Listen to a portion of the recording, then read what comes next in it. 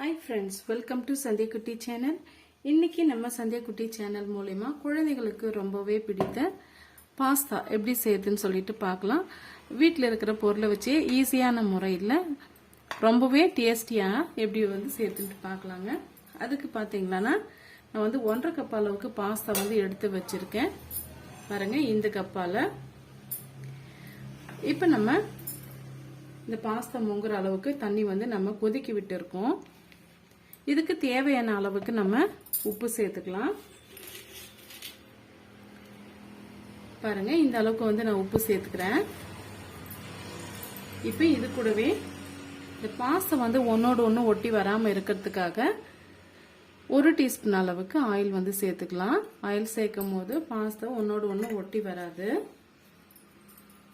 இப்போ ஒரு 2 நிமிஷத்துக்கு நல்லா வந்து கொதிக்க விட்டுக்கலாம். இந்த உப்பு நல்லா கரைஞ்சி வரட்டும்.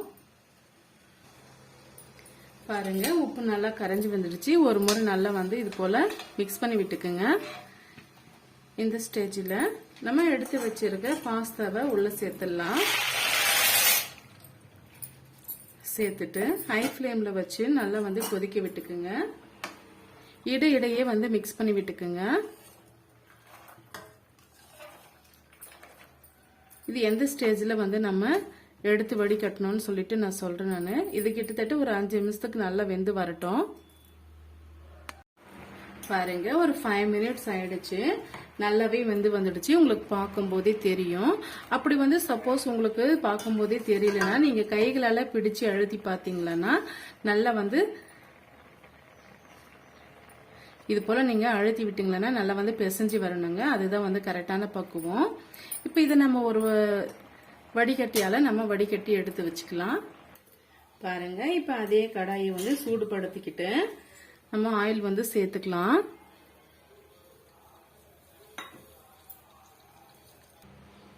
எண்ணெய் நல்லா சூடாயிட்டு வந்த உடனே நான் ஒரு 1/4 டீஸ்பூன் அளவுக்கு கடுகு சேர்த்துக்கிறேன். கடுகு வந்து ஆப்ஷனல் தான்.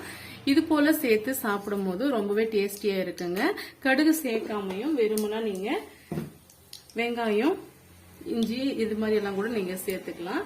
நான் வந்து கடுகு சேர்த்துக்கிறேன். கடுகு சேர்த்து சமைக்கும் போது ரொம்ப டேஸ்டியா இருக்குங்க. ஒரு முறை நீங்க ட்ரை பண்ணி பார்த்துட்டு எப்படி இருக்குன்னு சொல்லிட்டு நீங்க மறக்காம கமெண்ட் பண்ணுங்க. கடுகு நல்லா பொரிஞ்சு வரட்டும். பாருங்க கடுகு நல்லா பொரிஞ்சு வந்துடுச்சு. இந்த ஸ்டேஜ்ல ஒரு பெரிய சைஸ் வெங்காயம் வந்து பொடிசா வந்து கட் பண்ணி வச்சிருக்கேன். 1/2 டீஸ்பூன் அளவுக்கு இஞ்சி பூண்டு பேஸ்ட் ஃபிளேவருக்காக 2 பச்சை மிளகாய் எடுத்து இது போல கீறி வச்சிருக்கேங்க. இதெல்லாம் வந்து நம்ம சேர்த்துக்கலாம்.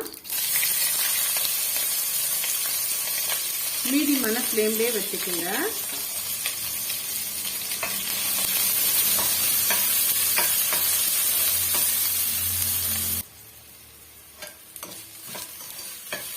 இது இடையே இது போல வந்து கிளறி கொடுத்துக்குங்க. கீழே அடி பிடிக்காத மாதிரி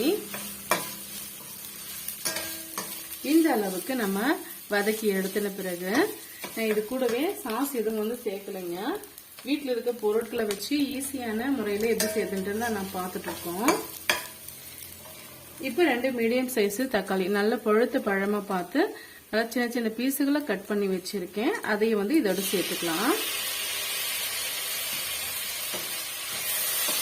சேர்த்துட்டு நல்லா வந்து மிக்ஸ் பண்ணி விட்டுக்குங்க.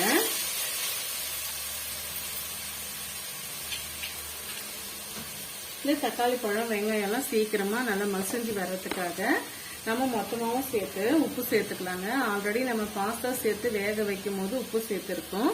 இப்போ இந்த மசாலாவுக்கு மட்டும் நம்ம உப்பு சேர்த்துக்கலாம். நான் 1/4 டீஸ்பூன்ல இருந்து 1/2 டீஸ்பூனுக்குள்ள வந்து நான் சேர்த்துக்கிறேன். நீங்க பார்த்து சேர்த்துக்குங்க. சேர்த்துட்டு நல்லா வந்து மிக்ஸ் பண்ணி விட்டுக்குங்க. இந்த தக்காளி பழம் முழுமையா மசிஞ்சு வரட்டும். இப்ப ஒரு மூடி போட்டு மீடியமான ஃப்ளேம்ல வச்சு நம்ம இடையிடையே கிளறி கொடுத்து வதக்கி விட்டுக்கலாம். பாருங்க இந்த அளவுக்கு மசிஞ்சு வந்த பிறகு தேவையான அளவுக்கு நம்ம மிளகாய் தூள் வந்து சேர்த்துக்கலாங்க. நான் வந்து ஒரு 1/2 டீஸ்பூன் அளவுக்கு மிளகாய் தூள் வந்து நான் சேர்த்துக்கிறேன். குழம்பு மிளகாய் தூள் தாங்க நான் சேர்த்துக்கிறேன். ஒரு 1/4 டீஸ்பூன் அளவுக்கு தனியா தூள். ரொம்ப அதிகமா சேர்த்துறாதீங்க. நம்ம எடுத்திருக்க அளவு வந்து 1.5 கப் அளவுக்கு தான் வந்து பாஸ்தா எடுத்திருக்கோம். 1/4 டீஸ்பூன் அளவுக்கு கரம் மசாலா, ஒரு பிஞ்ச் அளவுக்கு மஞ்சத்தூள், ஒரு 1/4 டீஸ்பூன் அளவுக்கு கொஞ்சம் குறைவா வந்து மிளகுத்தூள் வந்து சேர்த்துக்கலாம். இதெல்லாம் சேர்த்துட்டு ஒரு முறை அந்த பச்சை வாடை போற வரைக்கும் நம்ம வதக்கி விட்டுக்கலாங்க.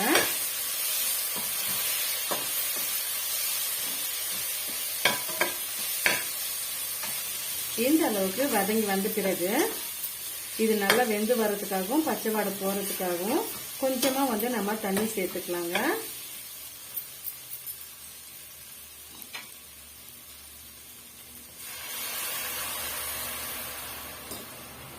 நான் வந்து ஒரு 1/4 கப் அளவுக்கு நான் வந்து தண்ணி சேர்த்துக்கிட்டேன். இது முழுமையா தண்ணியெல்லாம் அப்சர்வ் பண்ணிட்டு நல்லா வந்து வதங்கி வரட்டும். அது வரைக்கும் நம்ம இடையிடையே வந்து கிண்டி கொடுத்துக்கலாம்.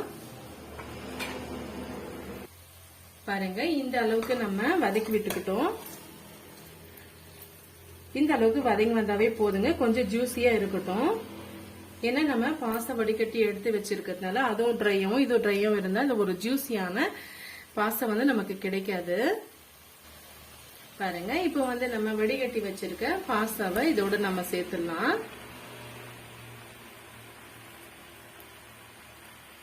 சேர்த்துட்டு ஜஸ்ட் வந்து ஒரு 2 மினிட்ஸ்க்கு நம்ம அந்த மசாலாலாம் அந்த பாஸ்தால இறங்கட்டுங்க. ஒரு 2 நிமிஷத்துக்கு நம்ம வதக்கி எடுத்துக்கிட்டா ஒரு சூப்பரான பாஸ்தா வந்து நமக்கு ரெடி ஆயிடும். எங்க ஊர் சைடுங்கன்னு பாத்தீங்கன்னா இது மக்ரோனி அப்படின்னு சொல்லிட்டு சொல்லுவாங்க. உங்க ஊருங்கெல்லாம் வந்து என்ன சொல்லுவாங்கன்னு சொல்லிட்டு மறக்காம கமெண்ட் பாக்ஸ்ல பின் பண்ணுங்க. பசங்க ரொம்பவே விரும்பி சாப்பிடுவாங்க. டக்குன்னு இந்த ரெசிபியை கூட நம்ம செய்து முடிச்சிடலாம்.